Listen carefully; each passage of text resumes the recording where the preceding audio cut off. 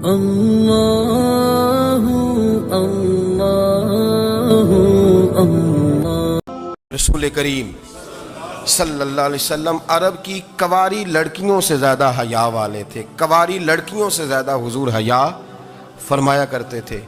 جب خانہ کعبہ کی مکہ شریف میں تعمیر ہو رہی تھی نا، اہل عرب اس کو تعمیر کر رہے تھے، تو نبی پاک صلی اللہ علیہ وسلم اپنے چچا حضرت عباس کے ساتھ خانہ کعبہ کی تعریف میں مصروف تھے۔ تو عرب کے لوگ چونکہ لمبا کرتا پہنتے تھے پیروں تک، تو نیچے اگر کسی وقت کوئی چیز نہیں بھی ہوتی تھی تو کسی کو وہ نظر نہیں آتی تھی، چونکہ پردہ رہتا تھا، ایک لمبا کرتا پہنا ہوا ہوتا تھا۔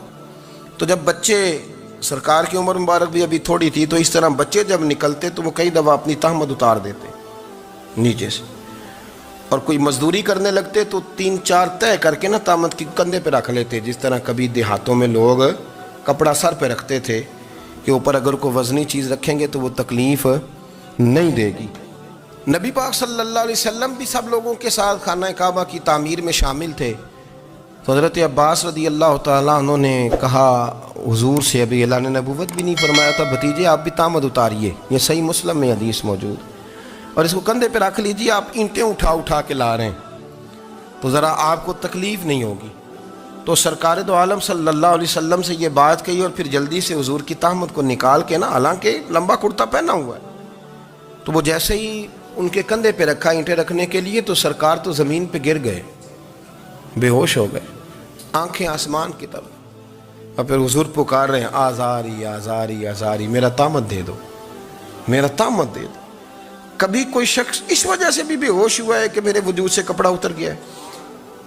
حالانکہ سرکار پر وہ بے ہوشی بھی نبی پاک کا وہ جو غلبہ ہے نا شرم و حیا کا، اس کی وجہ سے ہوا، ورنہ تو حضور فرماتے ہیں کہ میری آنکھیں سو جاتی ہیں، دل تو میرا اس عالم میں بھی جاگتا رہتا ہے۔ تو سرکار زمین پہ تشریف لے آئے، آنکھیں میرا تہمد دے دو، میرا تہمد دے دو، تو جلدی سے انہوں نے تہمد دیا، تو حضور نے باندھ لیا۔ پھر طبیعت مبارک میں تسلی ہوئی، یعنی ہم اس رسول کے غلام ہیں کہ جن کے تو وجود سے کپڑا اتر جائے تو حضور برداشت نہیں کرتے، قبول نہیں فرماتے، تکلیف شروع ہو جاتی۔ لیکن یہاں نوجوان ہیں اور بڑا قد کاٹ ہے اور بڑے بڑے سمجھدار لوگ ہیں، گرمی آتی ہیں تو شارٹ کپڑے پہن کے گھومتے ہیں، ان کو خیال نہیں کہ یہ وہ والا لباس ہے جو باہر تو کیا گھر میں اماں کے سامنے نہیں پہننا چاہیے، بہنوں اور بیٹیوں کے سامنے نہیں پہننا چاہیے۔ آپ کی گفتگو میں شرم و حیا ہو، آپ کے لب و لہجے کے اندر حسن ہو۔ آپ کو پتہ ہے نبی پاک صلی اللہ علیہ وسلم نے فرمایا میری امت میں سب سے زیادہ حیا کرنے والے عثمان غنی ہیں، عثمان غنی سب سے زیادہ حیا کرنے والے۔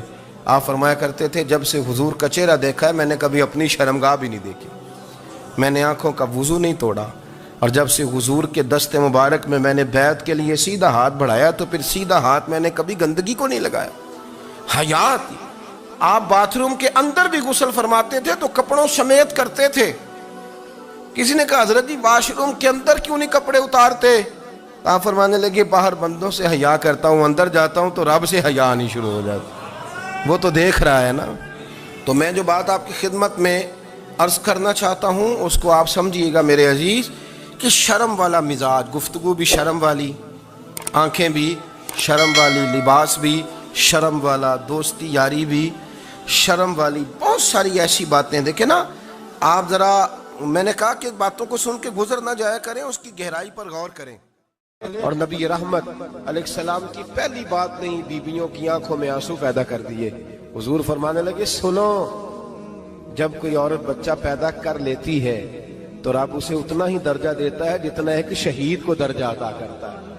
اور فرمایا جب وہ عورت اس کا بچہ آ جاتا ہے، اب وہ رات کو روتا ہے، وہ اٹھتا ہے، پخانہ اور پیشاب کرتا ہے، اپنے وجود کو آلودہ کر لیتا ہے، تو نبی پاک صلی اللہ علیہ وسلم فرمانے لگے وہ عورت یہ فکر نہ کرے کہ وہ دیکھو مرد تو آرام سے سویا ہوا ہے اور میں اٹھ کے بچے کو صاف کر رہی ہوں، پخانہ پیشاب دھو رہی ہوں۔ میرے محبوب نے ہر مکتبہ فکر کو، حضور نے زندگی کے ہر شعبے سے تعلق رکھنے والے آدمی کو عزت دی۔ فرمایا بیبیو، جب تم رات کو اٹھ کے اپنے بچے کی خدمت کرتی ہو، دودھ ڈال کے دیتی ہو، پخانہ اور پیشاب صاف کرتی ہو، تو فرمایا رب تمہیں اتنا ہی اجر دیتا ہے جتنا ساری رات مصلی پہ کھڑے رہنے والے عبادت گزار کو اجر عطا فرماتا ہے، اتنا اللہ تمہیں اجر دیتا ہے۔ ہر شخص کے حصے میں، ہر شخص کے حصے میں میرے نبی پاک نے عزت لکھی، ہر شخص کے حصے میں۔ رسول پاک نے وقار، رشتوں کو حضور نے اتنا مضبوط کر دیا، اتنا مضبوط کر دیا کہ رشتے رشتے نہیں درد بن گئے۔ ماں کا نام آتا ہے تو آنکھوں میں آنسو آ جاتے ہیں نا، ماں کا نام آتا ہے تو دل تڑپتا ہے نا۔ یار یہ انقلاب ہے جو میلاد والے رسول نے برپا کیا، ورنہ حضرت طارق ابن عبداللہ کہتے ہیں میں حضور کے اعلان نبوت سے پہلے بھی مکے آیا تھا۔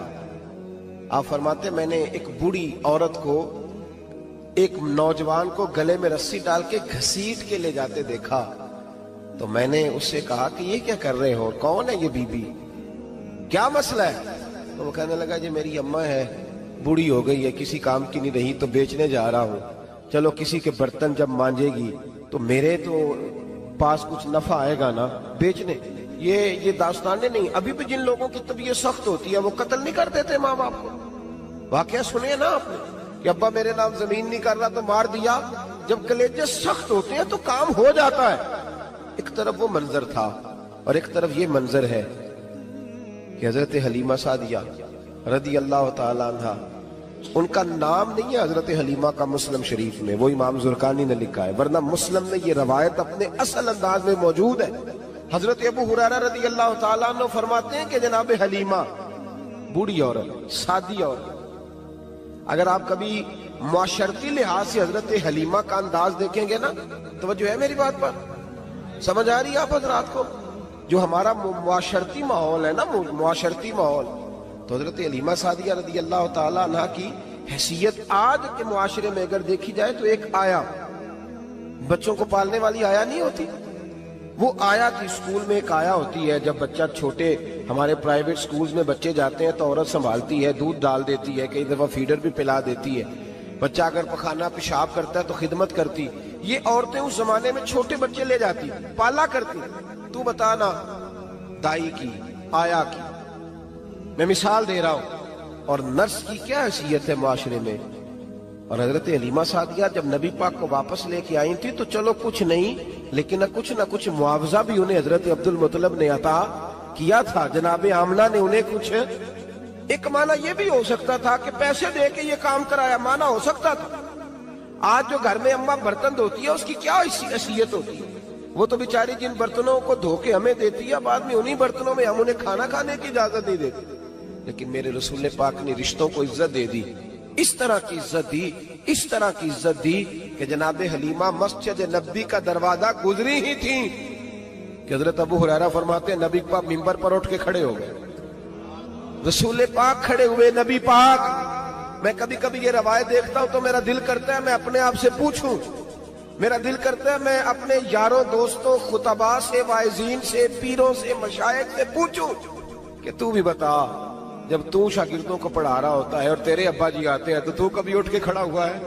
اپنے جیسے لوگوں سے، اچھے علماء کی بات نہیں کرتا، کبھی سوال کرو۔ یہ بڑا مشکل کام ہوتا ہے، بڑا مشکل کہ عالم دین تقریر کر رہا، والد آ جائے، بندہ اٹھ کے کھڑا ہو۔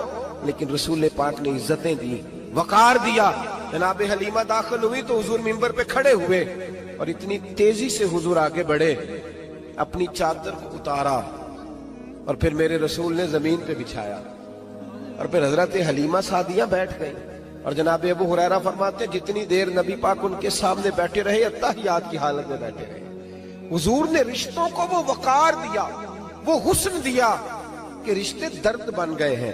اب ماں کا نام دل میں بعد میں آتا ہے، زبان میں بعد میں آتا ہے، آنسو پہلے آتے ہیں۔ اب ماں کا رشتہ ایک وقار ہے، ایک حسن۔ الحاوی للفتاوی میں امام جلال الدین سیوطی رحمت اللہ لکھا ہے، فتح مکہ کے بعد نا کمال ہو گیا، وَرَأَيْتَ النَّاسَ يَدْخُلُونَ فِي دِينِ اللَّهِ أَفْوَاجًا، فوجوں کی فوجیں دین میں آ گئی۔ ایک زمانہ تنہائیوں کا ہوتا ہے، ایک عروج کا ہوتا ہے۔ عروج کے زمانے میں بڑے تعلق، بڑے رش، بڑی باتیں۔ اب حال یہ تھا فتح مکہ کے بعد کہ پہلے تو ایک آدھ آدمی کلمہ پڑھتا تھا، فوجوں کی فوجیں آتی۔ ایک دن نہ نبی پاک نماز پڑھانے آئے مسجد میں، میرے نبی پاک صلی اللہ علیہ وسلم نے مسجد میں آئے تو مسجد کھچا کھچ بھری ہوئی، گلیاں بھی بھری، 10,000 کے قریب لوگ مدینے میں جمع ہیں حضور کے پیچھے نماز پڑھنے کے لیے۔ پڑھیے صلی اللہ علیہ وسلم۔ نبی پاک صلی اللہ علیہ وسلم تشریف لائے نا، جیسے ہی مسجد میں داخل ہوئے تو 10,000 کا مجمع اٹھ کے کھڑا ہو گیا۔ ہمارے لیے لوگ کھڑے ہوتے ہیں تو ہماری آنکھیں پرنم نہیں ہوتی، بلکہ ہم اپنا حق سمجھتے ہیں۔ ہم کہتے ہیں ان کا بنتا ہے کھڑے ہونا، حالانکہ بھائی دنیا سب کے لیے کھڑی نہیں ہوتی۔ جب کوئی کھڑا ہونا تو نظر جھک جانی چاہیے اور تیرے دل میں خیال آنا چاہیے کہ یا اللہ مجھ پہ رحم ہی رکھنا، اے اللہ میری پردہ پوشی کرنا، یا اللہ یہ تیری دی ہوئی عزت ہے، مہربانی کر، خفیہ تدبیر سے محفوظ فرما۔ کہ ہمیں احساس نہیں ہوتا الا ماشاءاللہ۔ اللہ کے محبوب داخل ہوئے تو 10,000 کا مجمع کھڑا ہو گیا۔ 10,000 آدمی کھڑا ہو تو ایک کیف بنتا ہے، تو میرے جیسا آدمی تو ویسکور سیدھی کرنے لگ جاتا ہے نا کہ بڑی شان ہے جناب، کالر ٹھیک کر لو، دستار سیدھی کر لو، کیا بات۔ اتنے لوگ بھی کبھی کسی کے گاڑے کے پیچھے بھاگے، لیکن نبی پاک کا انداز کیا تھا؟ رسول پاک کی آنکھوں میں آنسو آ گئے۔ 10,000 آدمی کھڑا ہوا، حضور رو پڑے، اور اتنا روئے کہ جناب ابو ہریرہ رضی اللہ تعالیٰ عنہ فرماتے ہیں کہ میں نے نبی پاک کے سینے سے آواز نکلتی دیکھی۔ جب آدمی زیادہ روتا ہے تو سینے سے آواز آتی، حضور روئے کہ سینے سے آواز آئی۔ آپ فرماتے ہیں پھر حضور نے آنسو پوچھے، پھر نماز مکمل ہوئی۔ جب لوگ چلے گئے تو حضرت ابو بکر صدیق اٹھ کے قریب گئے، کہا یا رسول اللہ صلی اللہ علیہ وسلم آج کوئی وجہ نہیں تھی رونے کی، آپ آئے ہیں اور رونا شروع کر دیا۔ تو میرے محبوب فرمانے لگے آج جب میں نے اپنی وہ شانیں دیکھی، وہ مقام دیکھا تو مجھے اپنی اماں کی یاد آ گئی، ماں کی یاد۔ رشتوں کو وہ عزت دی، وہ وقار دیا، وہ حسن دیا۔ کہاں نماز کے لیے لوگوں کا کھڑا ہونا اور کہاں اماں کی بات چھیڑ دینا۔ میرے حبیب فرمانے لگے مجھے اپنی اماں آمنہ کی بات یاد آئی۔ میری ماں نے تو وہ دور دیکھا تھا جب وجود میں کپڑے بھی پورے نہیں تھے، دل کرتا تھا آج اماں موجود ہوتی، میں نماز پڑھانے آتا، اللہ اکبر کہہ کے نیت باندھتا، سبحانک اللہ کے بعد سورہ فاتحہ پڑھتا اور سورہ فاتحہ مکمل پڑھ لیتا کہ میری اماں آمنہ کو کوئی کام یاد آتا، وہ پردہ سرکا کے کہتی بیٹا محمد میری بات تو سننا، تو محبوب فرماتے اللہ کی عزت کی قسم میں نماز چھوڑ دیتا، پہلے ماں کی بات سن کے آتا، میں چھوڑ دیتا نماز۔ وقار دے دیا، وقار، وہ حسن بخشا، وہ توانائی بخشی۔ عرب کے اندر سال کے بعد عورتوں کا ایک میلہ لگتا تھا خانہ کعبہ کے پاس، صرف عورتیں اکٹھی ہوتی تھی، میلہ لگا ہوا تھا۔ ایک تورات جاننے والا یہودی عالم بھی آیا ہوا تھا، وہ بیویوں کے مجمع پہ نظر ڈال کے کہنے لگا بیویوں مرد کا کام تو کوئی نہیں عورتوں کے مجمع میں بات کرنا، لیکن میں تمہیں ایک پیغام دینے لگا ہوں، اللہ کے آخری رسول جو مکے میں پیدا ہونے والے ہیں ان کے آنے کا وقت قریب آ گیا ہے۔ وہ بی بی بڑی خوش نصیب ہوگی جنہیں ان کی رفاقت ملے گی۔ عورتوں نے جب دیکھا کہ مرد آ گیا عورتوں کے میلے میں تو انہوں نے ڈانٹا جھڑکا، کہا چل اٹھا اپنی کتابیں اور نکل جا۔ حضرت خدیجہ کہتی ہیں باقیوں نے ڈانٹا پر میں نے بات پلے سے باندھ لی، میں نے پلے سے باندھ لی اور میں انتظار کرنے لگی کہ اللہ کرے وہ نصیب میرے ہی ہو، اللہ کرے مقدر میرا ہی کھلے۔ آپ فرماتی میں تسبیح پڑھتی، درود پڑھتی، میں اس زمانے میں جو اللہ کا ذکر جس طرح ہوتا تھا وہ میں شروع کرتی، اور جب فارغ ہوتی تو میں التجا کرتی کہ اللہ میرے نصیبے کھول دے۔ کہتی ہیں آہستہ آہستہ آہستہ آہستہ میں حضور کی تعریف سننے لگی، آہستہ آہستہ تعریف سننے لگی۔ نبی پاک صادق ہیں، امین ہیں، سچے ہیں، دیانتدار ہیں، اس برے اور میلے معاشرے میں بھی وہ سب سے اعلیٰ بھی ہیں اور سب سے اجلے بھی ہیں، وہ سب سے پاکیزہ ہیں۔ میں سننے لگی تعارف، آہستہ آہستہ میں ان کی گرویدہ ہونے لگی۔ ادھر نبی پاک صلی اللہ علیہ وسلم اپنے چچا جناب ابو طالب کے پاس رہتے تھے، قحط آ گیا، حالات بگڑ گئے۔ حضور سید عالم صلی اللہ تعالی علیہ وسلم سے چچا کہنے لگے بیٹے اگر مال تجارت لے کے شام جاؤ تو بڑا نفع کماؤ گے، ہمیں ضرورت بھی ہے، اور اگر ہو سکے تو ختیجہ کا مال لے کے جاؤ۔ نبی پاک نے کہا چچا میں نہیں کہوں گا کسی سے جا کے، میں نہیں کہتا کسی سے جا کے، جو میرے نصیب میں ہوگا میرا رب خود عطا فرمائے گا، میں نہیں کہوں گا۔ مصطفیٰ نے تو نہیں کہا۔ حضرت ختیجہ رضی اللہ تعالیٰ عنہ کہتی ہے میں نے خود اپنی خادمہ کو بھیجا، میں نے کہا جا کے پوچھو تو صحیح کہ میرا مال قبول ہوتا بھی ہے کہ نہیں، پوچھو۔ نبی پاک صلی اللہ علیہ وسلم سے پوچھا، حضرت ختیجہ کی خواہش ہے کہ آپ مال لے کے جائیں، حضور نے قبول کر لیا۔ جناب خدیجہ الکبریٰ رضی اللہ تعالیٰ عنہ کے غلام تھے، میسرہ ان کا نام تھا۔ جناب خدیجہ نے ان کو ساتھ بھیجا، فرمایا تین باتیں ارشاد فرمائی۔ ایک تو فرمایا سارا رستہ غور سے دیکھنا میرے نبی کے ساتھ کیا معاملات درپیش ہوتے ہیں۔ ابھی اعلان نبوت نہیں کیا، فرمایا ذرا غور کرنا، میرے مصطفیٰ کا مطالعہ کرنا اور مجھے واپس آ کے سبق سنانا۔ وہ جو تم نے چہرہ بددعا کی تلاوت کی ہو، ذرا مجھے واپس آ کے سنانا۔ جنہاں نے دل پر جانی ڈٹھا ہو اکھیاں ہی تک لئیاں، تو ملے ہوں تے ساجن ملیا ہوں ناساں لگ پئیاں، ذرا جا کے نا تلاوت کرنا اور مجھے اور دوسرا فرمایا تم میرے غلام ہو تو مصطفیٰ کے بھی غلام بن کے رہنا۔ میں سنتی ہوں کہ کردار کے، افکار کے، نظریات کے، عظمت کے بلند و بالا، وہ جیسے کہیں ویسے کرنا۔ اور تیسری حضرت خدیجہ نے نصیحت فرمائی، فرمایا محمد ابن عبداللہ صلی اللہ علیہ وسلم کی رائے سے اختلاف نہ کرنا۔ یہ چلتے ہوئے معاہدہ کیا، جو وہ کہہ دے سو کر جانا۔ غلام کہتے ہیں میں ساتھ گیا، باتیں میں نے سن لی، لیکن جب سفر شروع ہوا نا، ابھی چند منزلیں طے ہوئی تھی، میں نے کہا خدیجہ آپ نے کیا نصیحت کرنی تھی، ان کے ساتھ جو رہے گا وہ ان کا غلام ہی بن جائے گا، ان کے ساتھ جو رہے گا تو اجے میرا محبوب نہیں ڈٹھا جن ویکھ کے چن شرماوے، جے رکھے ہاتھ پھلاں وچ ہاتھ نال پھلاں رل جاوے، ادھی راتی چن چڑھ جاندے جدوں جلوہ فرماوے۔ فرمایا جو بھی ساتھ رہتا غلام ہو جاتا۔ میسرہ کہتے میں گیا، تجارت شروع ہوئی۔ کہتے ہیں نبی پاک صلی اللہ علیہ وسلم جب منڈی میں پہنچے تو لوگ قسمیں اٹھا اٹھا کے مال بیچ رہے تھے۔ اللہ کے محبوب جب گئے نا تجارت کرنے تو ایک آدمی کہنے لگا چلو معاذ اللہ بتوں کے نام تھے لات و منات، کہنے لگا لات کی، عزا کی، منات کی قسم اٹھاؤ۔ تو نبی پاک فرمانے لگے ان کی قسم اٹھاؤں جن کا میں نام لینا بھی پسند نہیں کرتا۔ ابھی اعلان نبوت نہیں کیا، اور فرمایا ویسے بھی میں قسم دے کے مال نہیں بیچتا، خریدنا ہے تو خریدو، نہیں خریدنا تو نہ خریدو۔ کہتے ہیں لوگ قسمیں اٹھا اٹھا کے پیچھے جاتے تھے، پر میرے نبی جس سے رخ پھیرتے تھے وہ نبی پاک کے پیچھے ہو جاتا تھا۔ ماتے کئی گنا زیادہ نفع کمایا۔ ہم رستے میں تھے، حضور ایک درخت کے نیچے آرام کرنے لگے، ایک عیسائی راہب غار میں بیٹھا تھا، نکل کے آ گیا، مجھ سے کہنے لگا مجھے وہ جانتا تھا۔ میں سرا یہ کس کو ساتھ لائے، یہ کون ہے؟ میں نے کہا اہل قریش کے ایک معزز آدمی ہے۔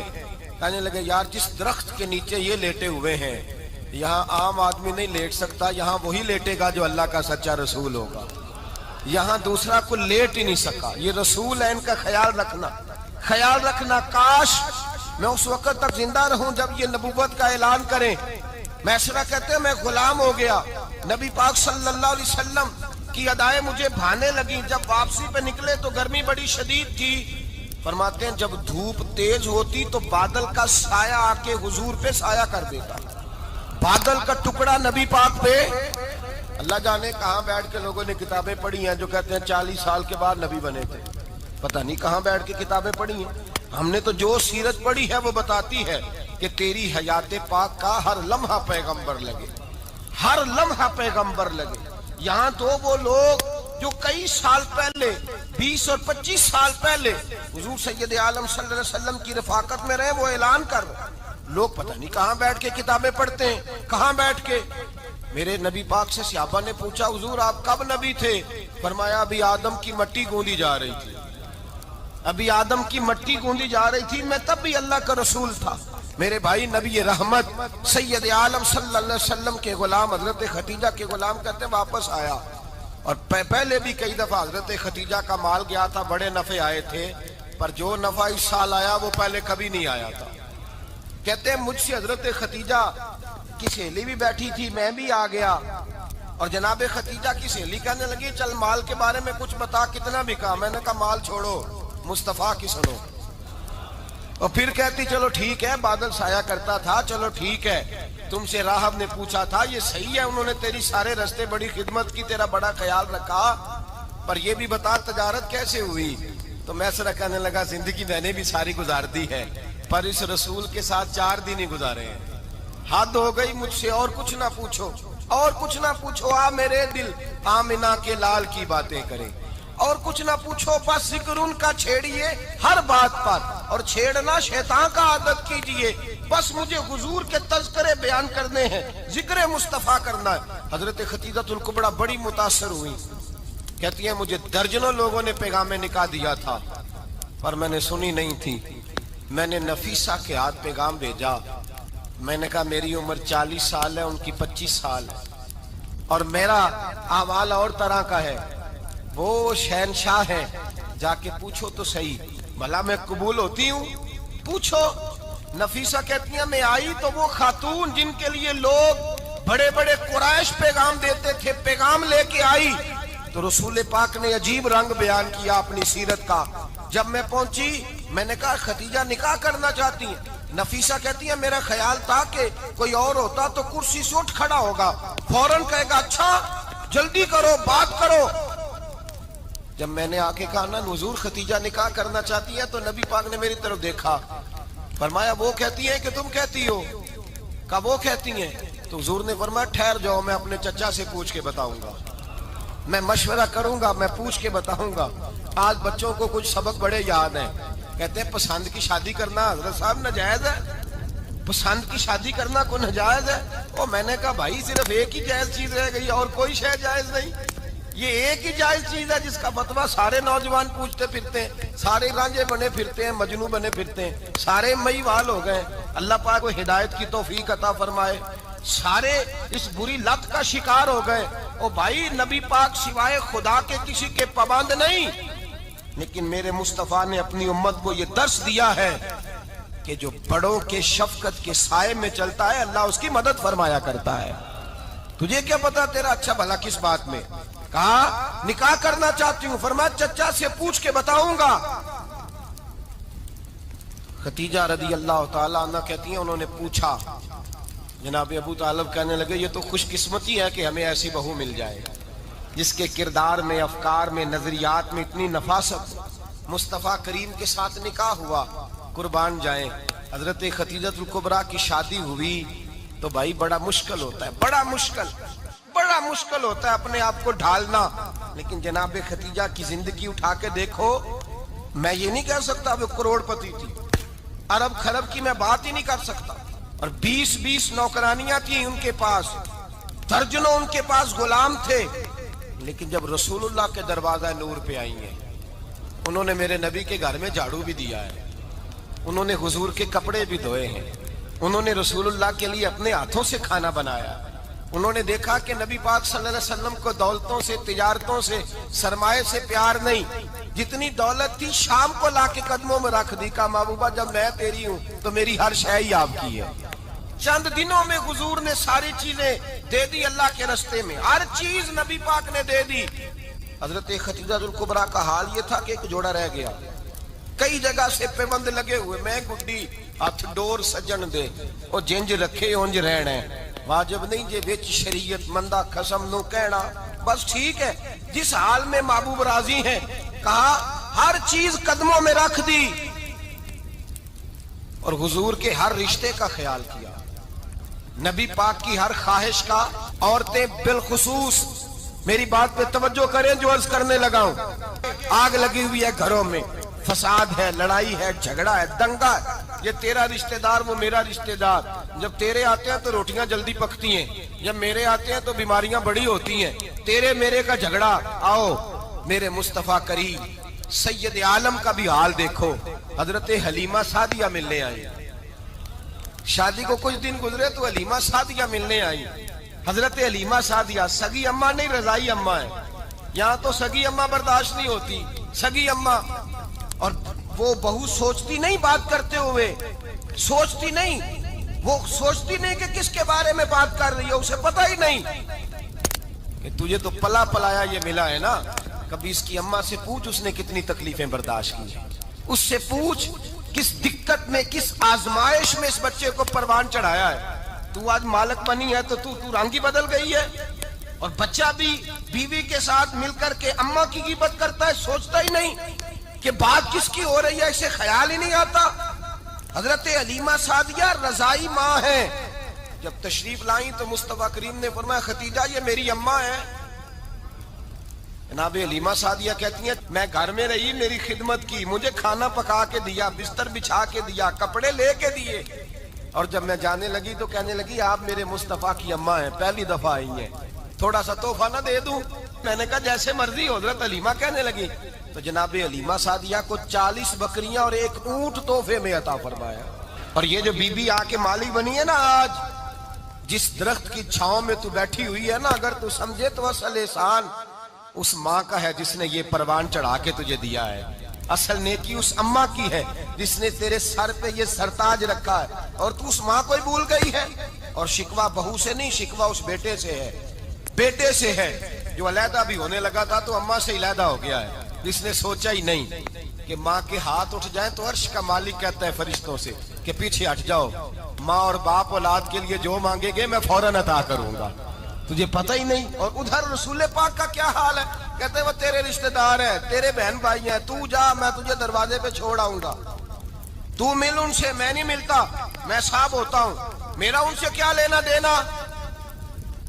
حضرت خدیجہ کے بھائی نہیں تھے، نبی پاک صلی اللہ علیہ وسلم کے سسر حیات نہیں تھے، 2 بیٹے تھے حضرت خدیجہ کے، اور وہ دونوں بیٹے پچھلے خامن سے تھے۔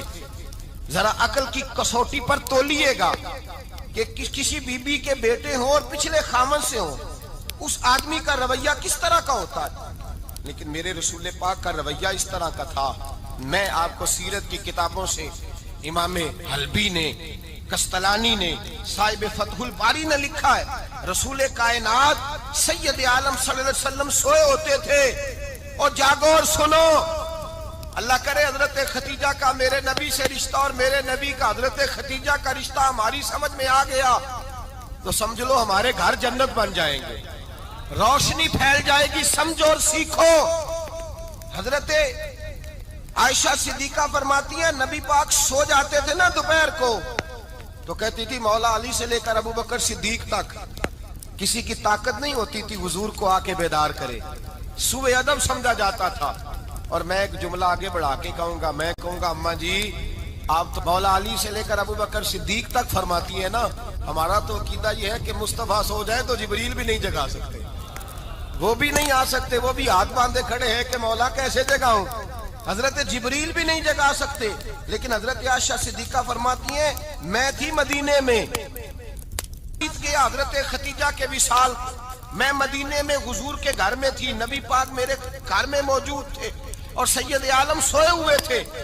حضرت خدیجہ کے پچھلے خامند کے بیٹے جناب حالہ آ گئے اور وہ مسجد میں آ کے بولے، مسجد میں توجہ کرنا، مسجد میں بولے، انہوں نے مسجد میں آ کے پوچھا کہ نبی پاک کہاں ہے، مسجد میں۔ تو جناب عائشہ صدیقہ فرماتی ہیں حضور سوتے ہوئے بیدار ہو گئے، حضور طامت سمیٹی، فوراً سر کے اوپر کپڑا رکھا، میں نے کہا حضور کہاں جا رہے ہیں؟ فرماتی ہے میں نے 1 دفعہ پوچھا تو حضور نے 3 دفعہ فرمایا میرا حالہ آ گیا ہے، میرا حالہ آ گیا ہے، میرا حالہ آ گیا ہے، خدیجہ کا بیٹا آ گیا ہے۔ میرے رسول پاک صلی اللہ علیہ وسلم نے بی بی کے رشتوں کا جو تقدس بیان کیا اس کو سمجھیے، فرمایا حالہ آیا ہے، بیدار ہو کے خود تشریف لے گئے۔ اور یہ تو حالہ تھے نا، بڑے بیٹے حضرت خدیجہ کے سب سے، ان کا نام ہند تھا، اور حضرت ہند سے کوئی بندہ تعارف پوچھتا نا، نبی پاک کا جو حلیہ ملتا ہے نا کتابوں میں، سیرت کی کتابوں میں، حضور کا مکھڑا کیسا تھا، مکھ چند بدر شاشانی ہے، متھے چمک دی لاڈ نورانی ہے، کالی زلف تیاک مستانی ہے، مخمور اکھی ہیں مد بریاں۔ یہ جو حضور کا حلیہ ملتا ہے نا یہ حضرت ہند کا بیان کیا ہوا ہے۔ وہ بیان کیا کرتے تھے کہ نبی پاک کی آنکھیں کیسی تھی، حضور کے جلوے کیسے تھے، وہ بیان حضرت خدیجہ کے بیٹے ہیں۔ کوئی ان سے پوچھتا کہ بڑے راضی رہتے ہو ہند، بڑے راضی رہتے ہو، تو حضرت ہند کیسے راضی کیسے نہ رہوں، راضی کیسے نہ رہوں، میرے بھائی کا نام علی المرتضیٰ ہے، بہن کا نام فاطمہ الزہرا ہے، ماں کا نام خدیجہ الکبریٰ ہے اور باپ کا نام محمد مصطفیٰ ہے، میں راضی کیسے نہ رہوں۔ حضرت خدیجہ الکبریٰ کے رشتوں کے ساتھ رسول اللہ کا پیار، ان کے رشتے۔ کنز المال میں حضرت عائشہ صدیقہ کی حدیث ہے، جناب عائشہ فرماتی ہیں دوپہر کو حضور آرام کرتے تو کوئی آیا نہیں کرتا تھا۔ ایک دن ایک بوڑھی آ گئی دروازے پہ، اس نے چھڑی پکڑی ہوئی، کہتے ہیں وہ اندر آئی تو نبی پاک بڑی تیزی کے ساتھ اٹھے، حضور سید عالم نے قریب بٹھایا، دیر تک حضور باتیں کرتے رہے، دیر تک گفتگو ہوتی رہی۔ فرماتے ہیں حضور نے اسے کوئی اضافی وقت دیا، عام صحابہ اس وقت آتے نہیں تھے، حضور کے آرام کا وقت تھا، اضافی وقت دیا نبی پاک۔ اور فرماتے ہیں جب وہ جانے لگی تو نبی پاک نے تحفے بھی عطا فرمائے، اور پھر ایک غلام سے، حضرت بلال سے یا کسی غلام سے فرمایا کہ ساتھ جاؤ اور گھر چھوڑ کر کے آؤ۔ نبی پاک صلی اللہ علیہ وسلم نے اعزاز دیا۔ حضرت عائشہ صدیقہ فرماتی ہیں دیر تک ملاقات بھی، تحفے بھی، انفرادی ملاقات۔ بعد میں نبی پاک صلی اللہ علیہ وسلم لیٹ گئے۔ میرے دل کے اندر خیال آیا کہ حضور جائیں گے اور جب رات کو واپس آئیں گے تو پھر میں پوچھوں گی کہ حضور یہ بی بی کون ہے، حضور اب آرام کر رہے ہیں۔ فرماتی ہیں میرا خیال تھا کہ یہ سوال شام تک میرے ذہن میں رہے گا کہ یہ کون ہے، آپ نے بڑا اعزاز دیا، دروازے تک چھوڑنے گئے۔ حضرت عائشہ صدیقہ فرماتی ہیں میں سوچ رہی تھی آرام کر رہے ہیں، اور میں نے جیسے ہی نگاہ ڈالی تو حضور تو گہری سوچ میں گم ہے، نبی پاک سوچوں میں گم ہے اور بے آنکھیں کھلی ہوئی۔ فرماتی ہے میں قریب جا کے بیٹھی، قدموں پہ ہاتھ رکھا، میں نے کہا محبوبہ یہ بی بی کون تھی؟ اتنی دیر آپ نے ملاقات کی اور وہ چلی گئی ہے تو ابھی خیالات ہیں، تصورات ہیں۔ فرماتی ہے میں نے پوچھا تو مصطفیٰ کی آنکھوں میں آنسو آ گئے، نبی پاک رو دیے، اٹھ کے بیٹھ گئے۔ میں نے کہا حضور کیا ہوا؟ میں نے تو آپ کو پریشان کر دیا، میں معذرت چاہتی ہوں۔ حضور نے فرمایا عائشہ ایسی کوئی بات نہیں، اس بی بی کے بارے میں پوچھتی ہو جسے میں نے زیادہ عزت دی ہے، زیادہ پیار کیا ہے، ذرا زیادہ اس کے ساتھ میں نے توجہ کی ہے۔ ہاں یا رسول اللہ میں نے انفرادی رنگ دیکھا ہے، روٹین سے بڑھ کر آپ نے محبت فرمائی۔ تو میرے مصطفیٰ نے فرمایا یہ جو عورت آئی تھی نا، جو میرے پاس بیٹھی رہی ہے، یہ میری زوجہ جناب ختیجہ کی سہیلی ہے، یہ حضرت ختیجہ کی سہیلی ہے، جناب ختیجہ کی سہیلی۔ فرمایا یہ مکے میں ختیجہ سے ملنے آیا کرتی تھی، ختیجہ اسے وقت دیتی تھی، پاس بٹھاتی تھی، کھانا کھلاتی تھی، دکھ سکھ سنتی، اور تھوڑی غریب ہے، جب یہ جاتی تھی تو ختیجہ تحفے بھی دیتی تھی۔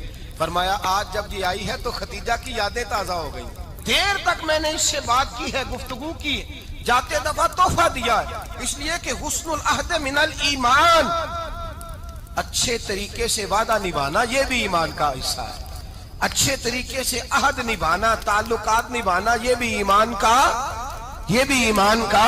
حصہ ہے۔ حضرت ختیجہ کی سہیلیوں سے رسول اللہ صلی اللہ علیہ وسلم کا رشتہ، پہلی وحی نازل ہوئی نبی پاک پر۔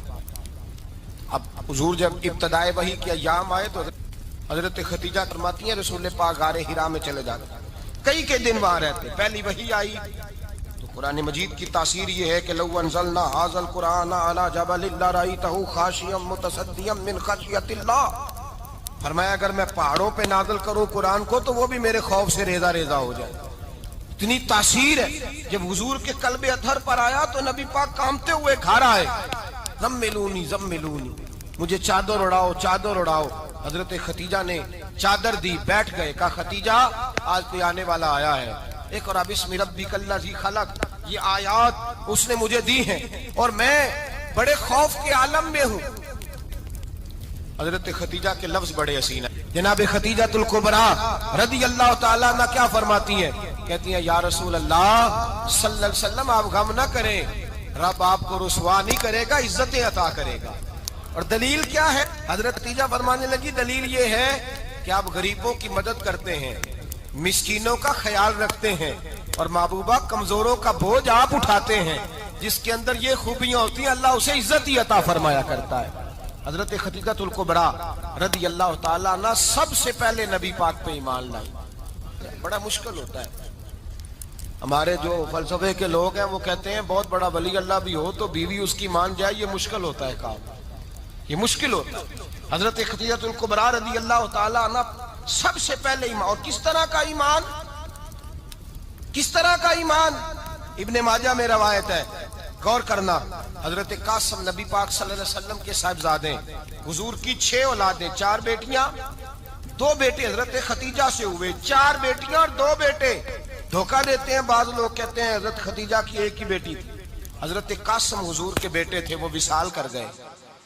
حضرت ختیجہ ابھی دودھ پلاتی تھی کہ شہزادے پردہ کر گئے۔ ایک دن گھر میں بیٹھی ہوئی تھی تو کہنے لگی یا رسول اللہ صلی اللہ علیہ وسلم میرے بیٹے قاسم کے حصے کا دودھ میرے وجود میں بھر آیا ہے، کاش میرا رب اتنا موقع دیتا کہ میرا بیٹا مدت رضاعت ہی پوری کر لیتا، وہ دودھ پی لیتا۔ نبی پاک نے فرمایا ختیجہ تو غم نہ کر، اللہ تبارک و تعالیٰ نے تیرے بیٹے کی مدت رضاعت جنت میں پوری کر دی ہے، جنت میں پوری کر دی ہے۔ اور نبی پاک نے اپنا اختیار بیان فرمایا ابن ماجہ میں.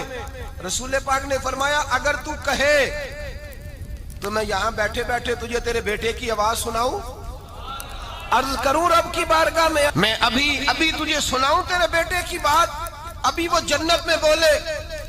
لطف نہیں آیا آپ کو اس بات کا؟ میں ابھی سناؤں تجھے بات, سیاستہ کی روایت, ابھی سناؤں تیرا بیٹا بولے گا جنت میں, آواز یہاں مکے میں آئے گی, سناؤں. بڑے لوگ کرامت دیکھنا چاہتے ہیں, معجزہ دیکھنا چاہتے ہیں, کہتے ہیں جی میں تو وہ دیکھ کے آؤں گا. کہا سناؤں؟ حضرت خدیجہ کا ایمان دیکھیں, کہنے لگی محبوبہ مجھے سننے کی کیا ضرورت ہے, میں خدا کو بھی مانتی ہوں, محمد مصطفیٰ کو بھی مانتی ہوں, میں بن دیکھے ہی مانتی ہوں, مجھے سننے کی ضرورت آپ نے کہہ دیا تو سو ہو گیا, مجھے حاجت. حضور کہہ رہے ہیں اگر تو کہے تو دعا کروں, التجا کروں, ابھی آواز اللہ سنا دے, ابھی سناؤں. حضرت خدیجہ کہتی ہے نہیں حضور میں بن دیکھے ہی, میں ان لوگوں میں سے نہیں ہوں جو پہلے دیکھ داکھ کے آئیں, پلٹ کے آئیں, دیکھ کے سودا کریں, میں تو ان لوگوں میں سے ہوں جو بن دیکھے مانا کرتے ہیں. یؤمنون بالغیب کی قائل رسول اللہ صلی اللہ علیہ وسلم پہ ایمان لائی. اور پھر نبی پاک صلی اللہ علیہ وسلم نے جیسا کہا حضرت خدیجہ نے ویسا کیا. اور حضرت عائشہ کی روایت ایسی بھی ملتی ہے, جناب عائشہ سے کسی نے پوچھا تھا کسی نے جنت کی نعمتیں بھی کھائی ہیں, تو حضرت عائشہ کہنے لگی ہاں, ایک دفعہ نبی پاک نے جنت کے انگوروں کا خوشہ توڑ کے حضرت خدیجہ کو کھلائے تھے. وہ انگور وہاں سے توڑ کے جناب خدیجہ کو حضور نے انگور کھلائے. نبی پاک صلی اللہ تعالی علیہ وسلم پر ایمان لائی, ہر موقع پر حضور کا ساتھ دیا, تکلیفیں دیکھی, آزمائشیں دیکھی. حضرت خدیجہ کا جو وقت حضور کے ساتھ گزرا ہے نا, وہ سارا آزمائشوں کا وقت. 15 سال شادی کو ہوئے تو نبی پاک نے اعلان نبوت کیا, باقی کے 10 سال 25 سال کی رفاقت رہی. سخت مسئلہ تھا, کفار کی مخالفت, بہت زیادہ مال تھا, پھر غربت آئی, پورا مکہ سلوٹ کرتا تھا, پھر وہ سارا شہر مخالفت کرنے لگا. حضرت خدیجہ الکبریٰ ڈٹ کے رسول اللہ کا ساتھ دیتی, ہر موقع پر کسی جگہ شکوہ نہیں کیا. یہاں عورتیں بول پڑتی ہیں, کہتی ہیں جب سے تیرے گھر آئی ہوں سکھ نہیں دیکھا, جب سے یہاں آئی ہوں کچھ نہیں دیکھا, جب سے یہاں آئی ہوں بڑی آزمائش میں ہوں. حضرت خدیجہ الکبریٰ مال لے کے آئی, لیکن انہوں نے دیکھا کہ مصطفیٰ کو غریبی پسند ہے تو غریب ہو گئی. جیم جان دا کچھ وسا نہیں ہوں, جان یار نو دے تے شاد ہو جا, اسے دل دے ہیں فساد سارے, دل دربر نو دے تے آزاد ہو جا, جیو رکھے آباد تے رو وسدا, تے جدو کرے برباد ہو جا. کہا یا رسول اللہ جس بات میں آپ راضی ہیں میں بھی اسی بات میں راضی ہوں. جناب خدیجہ رضی اللہ تعالیٰ عنہ مکمل وقت رسول اللہ کا ساتھ دیا. شیب ابی طالب کے 3 سال قید میں گزارے. جس عورت نے ساری زندگی مال دیکھا ہو, اعلیٰ سے اعلیٰ کھانا کھایا ہو, بڑے گھر میں وقت گزارا ہو, قیدی ہو کے وقت گزارا, اور آپ اگرچہ قریش میں سے تھی لیکن جس شاخ سے حضور تھے بنو ہاشم اس میں سے نہیں تھی آپ. حضرت خدیجہ رضی اللہ تعالی عنہ یہ کہہ سکتی تھی کہ یہ بائیکاٹ جو 3 سال مکے والوں نے کیا اور ایک چھوٹی سی وادی میں قید کر دیا ہے بنو ہاشم کو, تو یہ میرا بائیکاٹ نہیں ہے. نبی پاک صلی اللہ تعالی علیہ وسلم نے اجازت بھی دی کہ اگر تم چاہو تو علیحدہ رہ سکتی ہو, بائیکاٹ تو میرا ہے. لیکن حضرت خدیجہ نے کہا نہیں, تیرے قدموں میں رہوں, غیر کی ٹھوکر پہ نہ ڈال, جھڑکیاں کھاؤں کہاں چھوڑ کے صدقہ تیرا, اور تیرے قدموں میں جو ہے وہ غیر کا منہ کیا دیکھے, کون نظروں پہ چڑھے دیکھ کے تلوا تیرا. کہ حضور میں نے نہیں جانا, 3 سال پتے کھا کے وقت گزارا, 3 سال پانی پی کے وقت گزارا. آپ فرماتی ہیں کئی راتیں ایسی بھی گزری جن میں خدیجہ نے کھایا ہی کچھ نہیں, وقت گزار دیا, زندگی گزار دی. 3 سال ایک لمحے کے لیے شکایت نہیں کی. او بھائی ایسی وفادار ماں کا تو روز ذکر ہونا چاہیے. ایسی اعلیٰ حضرت فرماتے ہیں حق گزارے رفاقت پہ لاکھوں سلام, حق گزارے رفاقت پہ. اچھا میں دعا کرنے لگا ہوں کہ آپ سارے حضرت خدیجہ پہ سلام پڑھیں. حق گزارے رفاقت پہ لاکھوں سلام, لاکھوں سلام. حضرت خدیجہ الکبریٰ رضی اللہ تعالیٰ عنہ نے حق ادا کیا. سیدی ماں, پہلی ماں, کہف امن و امان, حق گزارے رفاقت پہ لاکھوں سلام. حضرت خدیجہ الکبریٰ رضی اللہ تعالی حق ادا کیا. 3 سال کا وقت سوشل بائیکاٹ کا وقت تھا, سوشل بائیکاٹ. لیکن حضرت خدیجہ الکبریٰ نے حضور کے ساتھ ٹائم گزارا. بائیکاٹ ختم ہوا, آسانی کا وقت آیا تو خدیجہ بیمار ہو گئی. ام المومنین سیدنا خدیجہ رضی اللہ تعالیٰ عنہ علیل ہوئی, علالت شدید ہوئی تو نبی پاک آ کے سرانے بیٹھے. قربان جاؤں, آج لوگ اتنی نوکری نہیں کرتے جتنا احسان جتلاتے ہیں. کہتے ہیں وہ فلاں مولوی صاحب کو روٹی میں دیا کرتا تھا, وہ فلاں آدمی کے ساتھ اس کو تو آگے پہنچایا ہی میں نے. کریڈٹ پکڑ پکڑ کے لوگ اپنے کھاتے میں ڈالنے کے چکر میں ہوتے ہیں. لوگ اس قدر زیادہ پیار نہیں کرتے جتنا جتلاتے ہیں. حضرت خدیجہ الکبریٰ نے سکھایا ہے انداز امت کو کہ وفا کیا ہوتی ہے. حضرت خدیجہ نے ساری زندگی نوکری کی, ساری زندگی وفا کی. وقت وصال آیا, حضور کو بلایا. اللہ کے محبوب تشریف فرما ہوئے. صاحب ابن الشام کہتے ہیں حضرت خدیجہ رو پڑی, کہنے لگی محبوبہ میں نبی کی بیوی تھی, میں خدمت کا حق نہیں ادا کر سکی, کوئی غلطی ہو گئی ہو تو مجھ سے درگزر کر دیا جائے, مجھے معاف کر دیا جائے. یہ کہہ کے رونے لگی. نبی پاک نے فرمایا تو غلطی کی بات کرتی ہے, خوش ہو جا, میرے رب نے وعدہ فرمایا ہے کہ تو دنیا میں بھی میری بیوی ہے تو جنت میں بھی تو ہی میری بیوی بنے گی. وعدہ کیا ہے اللہ تبارک و تعالی, میں نے تجھے پسند کیا ہے, جنت میں بھی تو ہی میری بیوی ہے. میرے نبی کریم سید عالم صلی اللہ علیہ وسلم نے حضرت خدیجہ الکبریٰ رضی اللہ تعالیٰ عنہ سے اس قدر زیادہ. حضرت عائشہ فرماتی ہیں اکثر گھر میں اکثر نبی پاک حضرت خدیجہ کا ذکر چھیڑ دیتے. یہاں تو آدمی بہن کا ذکر نہیں نہ کر سکتا بیوی کے سامنے, اماں کا ذکر نہیں کر سکتا, معاملہ خراب ہو جاتا, بڑا مشکل ہو جاتا, مشکل ہے. حضرت عائشہ صدیقہ بظاہر تو سوکن تھی نا, لیکن حضرت عائشہ بیان کرتی ہیں, کہتی ہیں نبی پاک سب سے زیادہ حضرت خدیجہ کا ذکر کرتے تھے گھر میں, اکثر ذکر ہو. خدیجہ یوں کرتی تھی, خدیجہ یہ کام اس طرح کرتی تھی, خدیجہ کا یہ رنگ ہوتا تھا, اس کا یہ طریقہ ہوتا تھا, اس کا یہ طرز حیات تھا, وہ ایسے چلتی تھی, وہ ایسے, اکثر حضور بیان کرتے. حضرت عائشہ فرماتی ہیں مجھے رشک ہوتا, رشک, ناز کرتی میں, کیا مقدر ہے خدیجہ کی. کہتی ہے ایک دن نا میں نے کہا ذرا بات تو کروں, کہتی ہے نبی پاک گوشت لائے, مجھے کہا عائشہ ذرا گوشت صاف کرو, پکاؤ اور ذرا شوربہ زیادہ کرنا. کہتی ہے میں نے وہ گوشت لیا, صاف کرنے لگی. میں نے کہا حضور شوربہ کیوں زیادہ کرنا ہے, مہمان آنے والے ہیں, کچھ لوگوں کو آنا ہے. تو نبی پاک نے فرمایا نہیں, آنا تو کسی نے نہیں, مجھے پتا چلا مدینے میں خدیجہ کی کچھ سہیلیاں آئی ہیں, میرا دل کرتا ہے کچھ سالن بطور تحفہ ان کو بھی بھیج دوں. تو ذرا زیادہ پکانا, خدیجہ کی سہیلیوں کو میں نے سالن بھیجنا ہے, تحفہ دینا ہے. حضرت عائشہ کہتی ہیں ایک جملہ ہلکا سا, بے ضرر سا, بڑا دھیما سا, بچ بچ کے, بڑا اپنے آپ کو محتاط کر کے. میں نے کہا یا رسول اللہ صلی اللہ علیہ وسلم آپ خدیجہ کا ذکر بہت کرتے ہیں, حضور وہ تو عمر میں 15 سال بڑی تھی. یا رسول اللہ صلی اللہ علیہ وسلم اللہ نے آپ کو جوان اور خوبصورت بیویاں دی, آپ خدیجہ کا ذکر کرتے ہیں. فرماتی ہیں یہ بات کہہ کے میں خاموش ہو گئی, میرا خیال تھا جواب آئے گا, دیر ہو گئی, حضور جواب نہیں دیتے. کہتے ہیں میں نے یوں نظر اٹھا کے دیکھا تو چہرہ مبارک سرخ ہو گیا, اور رسول پاک نے فرمایا عائشہ آج بات کی ہے, آج کے بعد یہ بات نہ کرنا. میں نے کہا حضور کیا ہوا؟ فرماتے ہیں پہلے جلال تھا, پھر اچانک وہ جلال آنسو میں بدلا, اور حضور نے رو کے فرمایا عائشہ تم ساری بیویاں سکھوں کے وقت آئی ہو, خدیجہ تو میرے دکھوں کی ساتھی ہے, وہ تو میری آزمائشوں اور تکلیفوں کی ساتھی, اس نے تو میرے ساتھ وقت کٹھن بتایا. جب لوگ مجھے پتھر مارتے, میرے رستے میں کانٹے بچھاتے, میں پریشان ہو کے لوٹتا, اس کے ایک ہاتھ میں دودھ کا پیالہ ہوتا, ایک ہاتھ میں کھجوریں ہوتی, دودھ پلا کے, کھجور کھلا کے, بستر بچھا کے, روٹی دے کے کہتی محبوبہ غم نہ کرنا, اللہ بڑی عزتیں عطا فرمائے گا, اللہ بڑی شانیں عطا فرمائے.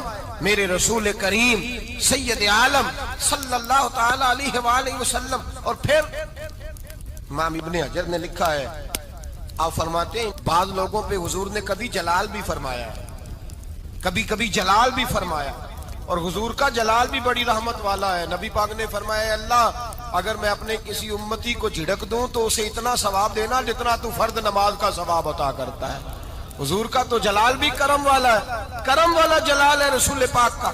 اکثر بعض لوگوں پر حضور ناراض بھی ہوتے، لیکن امام ابن حجر فتح الباری میں فرماتے ہیں کہ صحابہ اور اہل بیت میں سے حضرت خدیجہ الکبریٰ کی وہ ہستی ہے جس پر کبھی نبی پاک ناراض نہیں ہوئے، کبھی ناراض نہیں ہوئے۔ یہ سب سے بڑی فضیلت ہے حضرت خدیجہ کی، کبھی ناراض نہیں ہوئے نبی، کسی موقع پر بھی حضرت خدیجہ الکبریٰ رضی اللہ تعالیٰ عنہ سے ناراض نہیں ہوئے۔ بلکہ بخاری شریف میں لفظ کچھ اس طرح کے ہیں، میں نے شروع میں کہا کہ حضرت خدیجہ کی 20 کنیزائیں تھیں، نوکرانیاں تھیں، گھر کے اندر نوکر چاکر تھے، ریل پیل تھی، کوئی کام کبھی نہیں کیا تھا۔ حضرت خدیجہ الکبریٰ نے ایک دن کھانا پکایا، اور کھانا پکا کے اپنے ہاتھوں سے جب نکلی نا اور آ رہی تھی حضور کو کھانا دینے، تو بخاری میں موجود ہے جب حضرت خدیجہ آئیں تو نبی پاک نے فرمایا خدیجہ تیرے آنے سے پہلے حضرت جبریل آ گئے، اور وہ کہہ رہے ہیں یا رسول اللہ خدیجہ برتن میں کھانا لے کے آ رہی ہے، اور جب وہ کھانا لے کے آ جائے تو اسے کہہ دیجئے گا اس کا رب اسے سلام کہتا ہے، اس کا رب اسے اللہ اکبر، جس کو اللہ سلام کہے۔ فاضل بریلوی فرماتے ہیں حق گزارے رفاقت پہ لاکھوں، حق گزارے رفاقت پہ لاکھوں سلام، حق گزارے رفاقت پہ لاکھوں سلام۔ حضرت خدیجہ الکبریٰ رضی اللہ تعالیٰ عنہ کو رب تعالیٰ کے سلام آئے۔